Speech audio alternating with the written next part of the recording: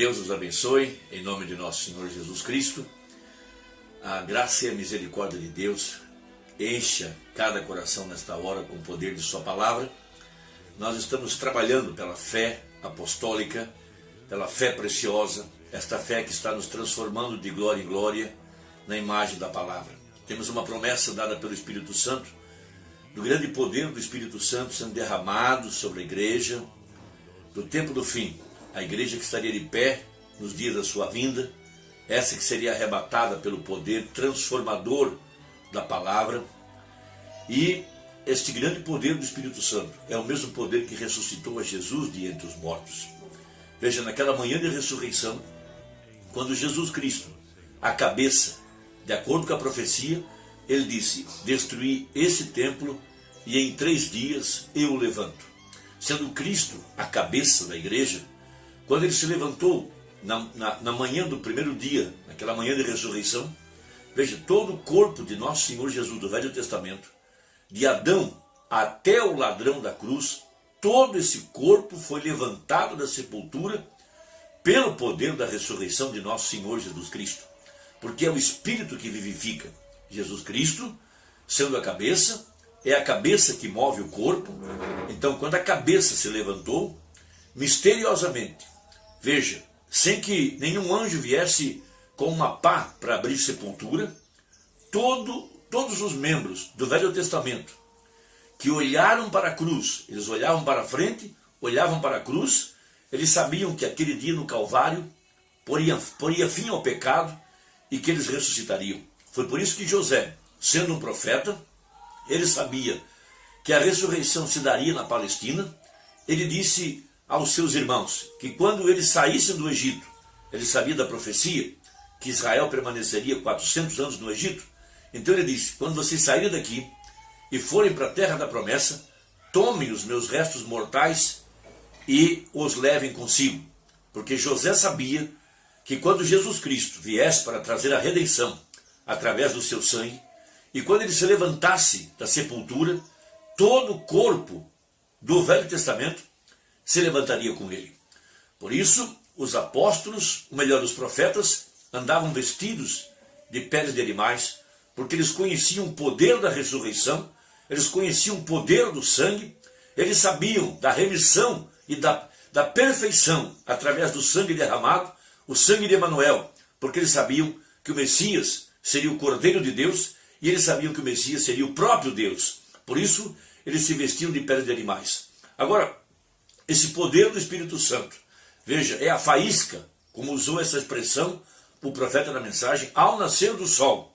Veja, quando toda a mecânica está em ordem, quando toda a palavra estivesse restaurada, todas as doutrinas restauradas, e a igreja estivesse em ordem pela restauração da promessa de Joel capítulo 2, Atos capítulo 3, Efésios capítulo 1 e demais escrituras, veja, quando todos os credos e dogmas e mandamentos e interpretações saíssem de nosso coração, e apenas a fé na pura palavra de Deus, a fé restaurada outra vez pela mensagem de Malaquias 4, veja, a igreja estaria aguardando o poder da dinâmica, a faísca, o Espírito Santo, vindo sobre essa mecânica para fazê-la funcionar. E nós estamos trabalhando por esse grande batismo com o Espírito Santo. Veja, a palavra já está na noiva, e ela está aguardando que o Espírito se mova, porque disse o profeta: haverá um tremendo batismo com o Espírito Santo, que tirará a igreja da terra no arrebatamento. A mesma coisa aconteceu com o nosso pai Abraão. Ele é o nosso protótipo, ele é a semente.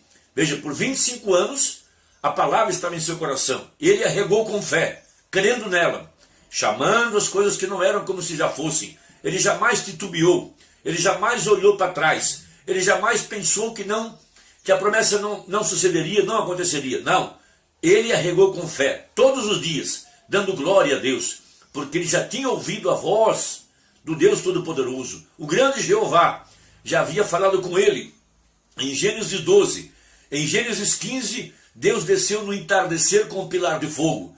Gênesis 17, o seu nome foi mudado e ele recebeu a circuncisão, que era o pacto, que era a confirmação de que Deus sustentaria a sua palavra. Em Gênesis 18, Deus apareceu em carne humana. Agora o grande El Shaddai, atrás de peles humanas, para confirmar a palavra. para trazer o poder da ressurreição. Veja, ali estava agora Deus para vindicar a promessa que ele tinha feito a Abraão 25 anos atrás. Então, da palavra profética, o Messias, ali estava o grande Deus agora em carne humana. Veja, esse poder transformador que saiu da boca do grande Deus, transformou os corpos abatidos de Sara e Abraão. A faísca desceu para fazer com que a mecânica funcionasse. E logo em seguida, receber o filho da promessa. Então, em Romanos capítulo 8, verso 11, nós temos a seguinte escritura: e se o Espírito daquele que dos mortos ressuscitou a Jesus habita em vós, aquele que dos mortos ressuscitou a Cristo, também vivificará os vossos corpos mortais pelo seu Espírito que em vós habita. Então a dinâmica é o poder do Espírito Santo. Podemos usar a seguinte expressão: a faísca que vai incendiar a gasolina, que vai incendiar, que trará combustão, que fará a máquina andar. É esse grande poder do Espírito Santo, prometido em Joel capítulo 2, que logo depois que viesse o ensinador de justiça e a palavra fosse restaurada, Deus derramaria o poder do Espírito Santo, a plenitude do Espírito Santo sobre a igreja, para tirá-la da terra no arrebatamento. Porque o que nós temos hoje é apenas o penhor. O penhor é uma parte do pagamento. O penhor é a garantia de que tem mais para vir. Então vejam, com o que nós temos, disse o profeta, nós não iremos. O que ele quis dizer? Só com o penhor nós não iremos ser transformados. Precisamos da plenitude, da restauração completa da palavra, porque a palavra e o Espírito são a mesma coisa. Então o profeta de Deus, citando esse termo da faísca, no parágrafo 77 a seguir, da mensagem ao nascer do sol, ele prega o seguinte: notem bem, é o Espírito o que vivifica, é a faísca a que produz o fogo. Não é a gasolina a que produz o fogo, mas é a faísca que acende a gasolina. Vê você? Jesus disse: sem mim, veja, sem mim nada podeis fazer, porém comigo podeis fazer todas as coisas. Então ele é a palavra, é o Pai vivendo. Assim como o Pai me tem enviado, eu também vos envio. Assim como o Pai me tem acendido e me tem induzido a fazer todas as coisas que faço, pois somente faço as coisas que agradam a Deus, e assim como ele me tem enviado, assim também eu vos envio. Veja, é a mesma mecânica e se necessita da mesma dinâmica para fazê-la funcionar. Ele disse: esses sinais seguirão aqueles que reclamarem ter dinâmica. A dinâmica tomará o lugar.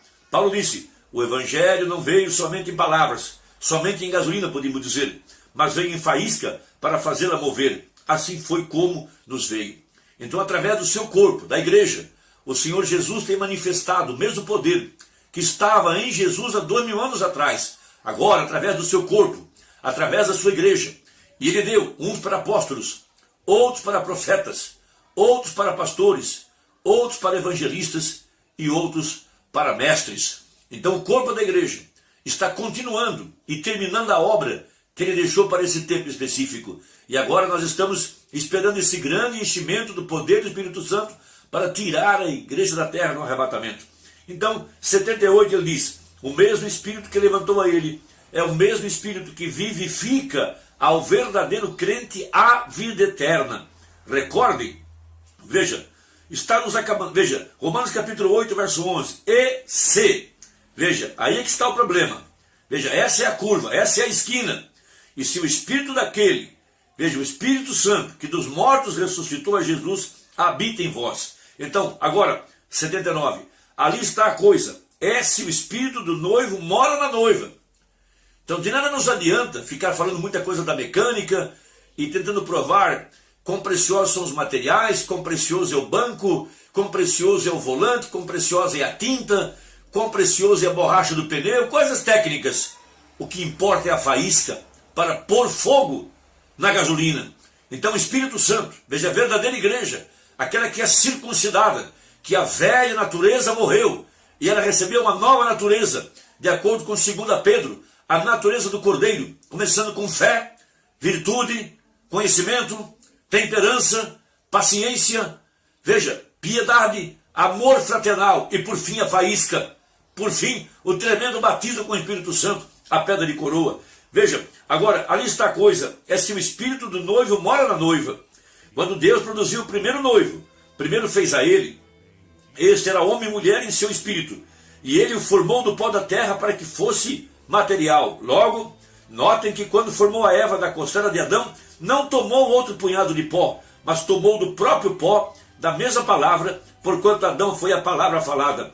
E Deus tomou dele, porque ele tinha espírito masculino e espírito feminino. Deus separou o espírito feminino de Adão e o colocou em Eva, e assim seguiu sendo parte do espírito de Adão, foi carne de Adão, veja, e logo foi parte do espírito de Adão. A dinâmica que vivifica a mecânica do seu corpo. Então hoje, a noiva também tem que ser carne de sua carne e osso dos seus ossos. Agora, como chegará a ser carne mortal, parte da sua carne? Veja, é quando o Espírito Santo, o Espírito de Cristo, que desceu em Apocalipse 10, o anjo forte, veja, o mesmo Espírito Santo que veio em Pentecostes, o mesmo Jesus, agora para trazer a igreja, veja, a perfeição, a vida sendo colocada outra vez dentro do corpo, a dinâmica para tirá-la da terra no arrebatamento. Irmão, trabalhemos juntos, vamos dar as mãos, envie essa mensagem a quem você ama, para fortalecer e despertar, veja, o último membro da noiva de nosso Senhor Jesus Cristo. Deus te abençoe e até a próxima, se Deus quiser, em nome de Jesus. Amém.